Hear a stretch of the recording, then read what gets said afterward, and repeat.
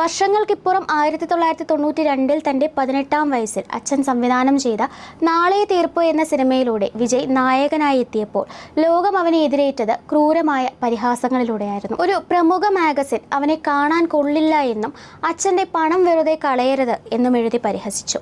ആദ്യ സിനിമകൾ പരാജയപ്പെട്ടപ്പോൾ ആളുകൾ അവനെ ഫ്ലോപ്പ് മെഷീൻ എന്ന് വിളിച്ചു.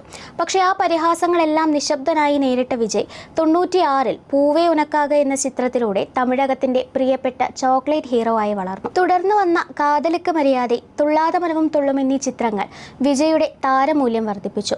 2003-ൽ തിരുമല എന്ന ചിത്രത്തിലൂടെ ഒരു ആക്ഷൻ ഹീറോ ആയി മാറിയതോടെ വിജയുടെ കരിയറിന്റെ വലിയൊരു മാറ്റമാണ് അന്ന് സംഭവിച്ചത്. ഗില്ലി, പോക്കിരി എന്നീ വമ്പൻ ഹിറ്റുകളിലൂടെ അദ്ദേഹം ഒരു മാസ് സൂപ്പർ സ്റ്റാർ ആയി മാറി. 2010-ൽ തന്റെ 50-ാമത്തെ ചിത്രം സുറ പരാജയപ്പെട്ടതോടെ ഇനി ഇയാൾക്ക് തിരിച്ചുവരവില്ല എന്ന് പറഞ്ഞവർക്ക് മുന്നിൽ കാവലൻ, തുപ്പാക്കി എന്നീ ചിത്രങ്ങളിലൂടെ അദ്ദേഹം ശക്തമായൊരു തിരിച്ചുവരവ് നടത്തി.